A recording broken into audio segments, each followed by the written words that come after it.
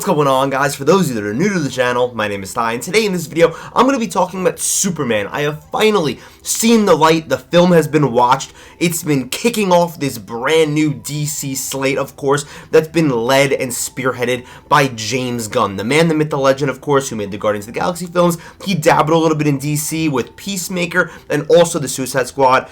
But listen, man, I love James Gunn. I have been so excited for this movie. 2.5 years I've been excited for this movie since it was announced with James Gunn as the CEO of DC Studios, as we now know, with the whole reboot thing. I don't want to get into the whole thing there, but this is my most anticipated movie of the year. I was just so unbelievably thrilled to see what DC was going to be cooking, and more specifically what James Gunn was going to be cooking, especially because I feel like Superman still hasn't been done right, at least in modern times. Not a big Man of Steel guy. Sorry, Snyder bros. I don't mind Zack Snyder as a director, okay, but the fans can get really annoying sometime. But was this movie good?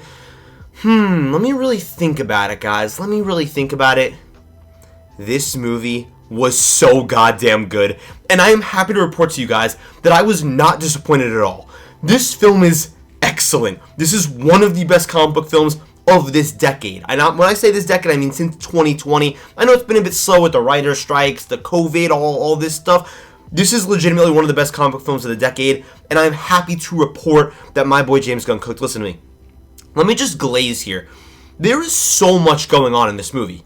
I understand there were some complaints beforehand. Oh no, there's too many characters, and I could see why, even after watching this film, some people would complain about that. But I feel like one of its best abilities, again, is that there's so much going on, but everything that is going on is so interesting.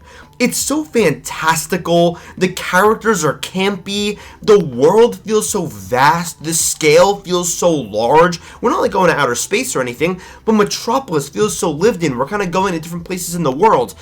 I feel like this film, again, the best way to describe it is just fantastical and campy. And right at the center of the story, of course, is our man Superman. David's corn sweat was on one while recording this, okay? He is absolutely phenomenal in this role. He's wholesome. Again, he's campy. He's silly. A lot of his lines, maybe you're going to think they're corny, but I think that suits his character best because that's what Superman's supposed to be. And he kind of has this thing going on throughout this film where, you know, he's trying to be the best person he could be, but of course, Mr. Lex Luthor's trying to go against him. And oh my god, boy, is Lex Luthor putting on one of the greatest villain performances that I have ever seen, or at least one of the most memorable ones in recent memory. His hating, like, just being a pure super villain, his ability to just portray that is ridiculous. His facial expressions, his line deliveries, he's like cold as ice. There is no warmth to his heart. He is just a horrible person.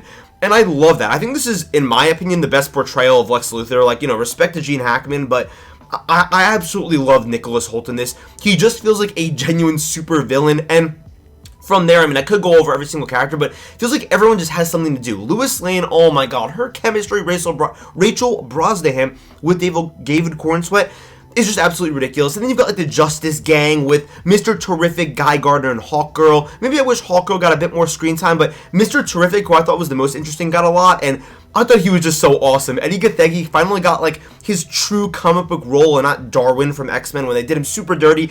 He's just so charismatic in here. He's kind of like, you know, uptight a bit, but also he's got kind of like this serious coach-like attitude to him. And he's just absolutely awesome. And then even from there, you've got like Ultraman, the Engineer, Crypto, absolutely stole every single scene that Crypto was in. But listen to me. There's just so much to process. Like I just said, there's so many things going on in this movie. For better or worse. And for me, it was for better, and I could see why maybe it would be for worse for some other people. But there was just, like, I could not even believe, like, where this plot went, how many weird ways that it went, but that's what I really liked about it, because it was very unpredictable, and also, there was just so many interesting sequences back to back to back that were so different from one another, but it still felt like we were going somewhere. We did have a central goal, even if we kind of went off the beaten road. This movie, in a way, to me, feels like an open world video game. Like, I look at Red Dead Redemption 2, where there's obviously a main story, but there's so much fun to be had in this world that sometimes you do like a little side quest or something that's adjacent to the main story that's also still just so thrilling and so awesome, and it adds depth to that main plot. That's what this reminds me of, and man, where do I even go from there? This movie has so many funny gags, like, you know, it's James Gunn, but I do feel like he might have, you know, he toned it back a bit on like the comedy, but the camp he toned up to like practically a 10 or a 9, because this movie's campy, and I can see again why some people would really not like that. I look at like the Tobey Maguire Spider-Man movies. I've been seeing some comparisons online to that, and I see it. I don't really see it as much because I think that this movie is honestly even campier, but it's one of these things where Superman is always just saying something so corny, but it's because that's kind of like the cool thing to do, like saying something or trying to be, I guess you could say, the best person that you could possibly be. And speaking of Superman being the best person you could possibly be, man, there's just so many people that he's saving in here, whether it's directly or indirectly, but there's something that, there's a lost art, dare I say, about superheroes saving people. And I know that sometimes it's like, we're going to save the whole world, but that personal connection, when you watch a superhero save like one person, like they go out of their way to literally just save one person, that means something to me. That really does mean something to me, because sometimes it's hard to comprehend, oh, I'm saving the city. Yeah, that's a lot of people, but when you see a hero go out of their way to individually protect one individual, that says a lot, man, and it's so powerful. And speaking of the power, man, there's so many emotions in here. The music got me. There's like a couple of mic drops with some scenes, and the action, oh my god, is it dynamic. It's like Top Gun Maverick type, where the camera's moving around. It's so kinetic. The camera, man, the camera work in this, seriously, there's some just like whip pans, there's some hilarious shots, and there's also some just absolutely awesome shots that are so creative. And from there, I mean, kind of like on that same note, because obviously this is a superhero film, the CGI, I think it's pretty good. Sure, it has some faults at times, but either way, again, this movie just kept me on the edge of my seat from start to finish. I think that it sets up this world in such a phenomenal way. There's, you know, maybe a little cameo or a tease here and there that we'll see for the future, but obviously I'm not going to be talking about that. But besides that, you're setting up this world. You're giving us like what this world feels like, what's going on here. Again, so much larger than life, but also still relatively grounded. There's pocket dimensions, there's metahumans, there's teams, and then there's solo superheroes, and there's wars going on, and there's all these things. And who's behind it all? Who's kind of the person, twisting the gears of Superman, I guess you could say? Who's trying to set him up for failure? Lex Luthor. And let me tell you, man, again, not going into spoilers whatsoever, but Superman goes through the ringer in this movie, man. Like, he's getting abused in this movie. And I like that because of the fact that Superman, I feel like, obviously is like the most powerful hero, you could say, like in all of comics. I'm not saying like, some deep cuts or whatever, but, a big complaint is that Superman generally is an overpowered character. But they still do show weakness for the better with his character, and whether that's internally being a little bit weak because he's still like kind of like on his learning journey, or if that's externally, him literally just getting beat up by whether it's Ultraman or the Engineer or whoever. I've got to say, man, I'm just so satisfied with this movie, and I feel like James Gunn just cooked. There are literally just so many, like, surprising moments in here, and not even just, like, some stupid, cheap cameo. I'm just talking about on a story level where you're like, oh, whoa, they're doing that? Wait, what's going on here? Wait, this is, like, such a cool, creative thing. I don't even know how they call it this. But listen, let me go into some of the negatives, because I know that I've kind of just been really slamming home this idea of a lot going on.